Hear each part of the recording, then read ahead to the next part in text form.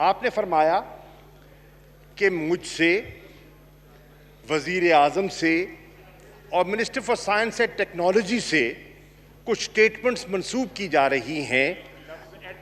Attribute मंसूब attribute की जा रही हैं।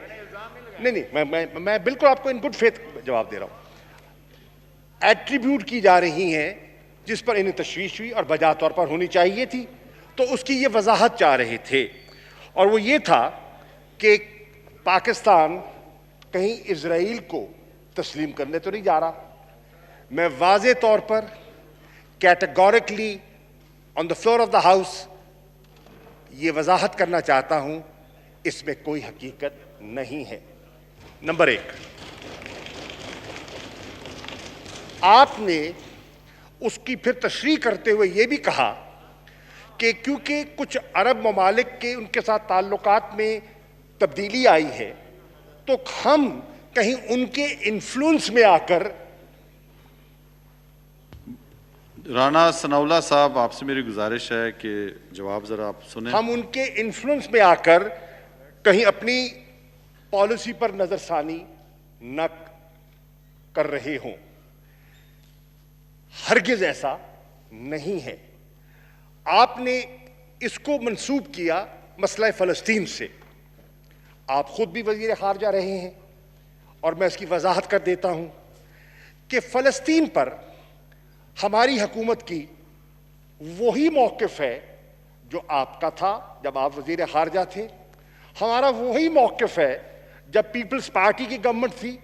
कोई पाकिस्तान का जो तारीख़ी मौक़िफ़ था आज भी वही है, और वो क्या है कि हम 2 स्टेट सोल्यूशन के कल भी कायल थे, आज भी कायल हैं।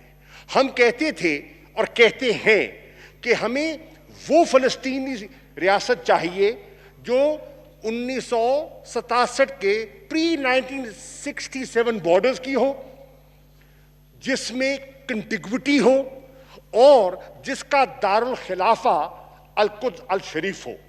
यह हमारा पाकिस्तान का मौक़िफ़ रहा है मुसलसल, आज भी वही मौक़िफ़ है। इसमें आपको कोई तशवीश, कोई अभाम की गुंजाइश नहीं है। दूसरी बात, तीसरा नुक्ता जो आपने उठाया वो ये है कि मैंने स्टेटमेंट दिया कि अगर हिंदुस्तान सिक्योरिटी काउंसिल, सलामती काउंसिल का मेंबर हो जाता है तो कोई कयामत नहीं आ जाएगी। मैं उसकी वजाहत कर देता हूं। मैंने ये कहा ही नहीं कि परमानेंट मेंबरशिप का तो मौजू ज़ेरे बहस है ही नहीं। क्यों? क्योंकि उसके लिए जो रिफॉर्म दरकार था वो हुआ ही नहीं है, उसकी वो नौबत ही नहीं आई।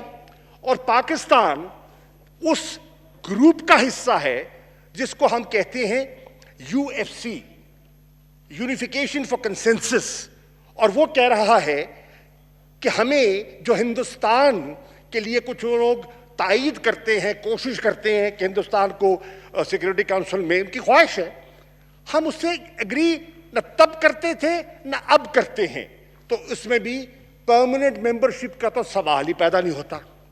बाकी है नॉन परमानेंट मेंबर, वो रोटेट होते रहते हैं। मिसाल के तौर पर जब से मुल्क आज़ाद हुआ है 7 मरतबा हिंदुस्तान सलामती काउंसिल का मेंबर रहा है नॉन परमानेंट, और 7 मरतबा ही पाकिस्तान नॉन परमानेंट मेंबर रहा है सिक्योरिटी काउंसिल का। अब हिंदुस्तान फिर अपनी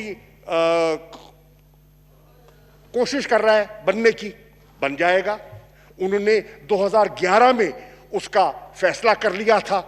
जैसे पाकिस्तान ने फैसला कर लिया है 8वीं मर्तबा कि हमने 25-26 के स्लॉट के लिए हमने ऑलरेडी अपना फैसला सुना दिया है, और उसके लिए हम कैंपेन कर रहे हैं जिसका इलेक्शन 2024 में होना है। तो ये एक रोटेशनल ग्रुप्स की होती है, उसमें वो भी होते हैं, हम भी होते हैं।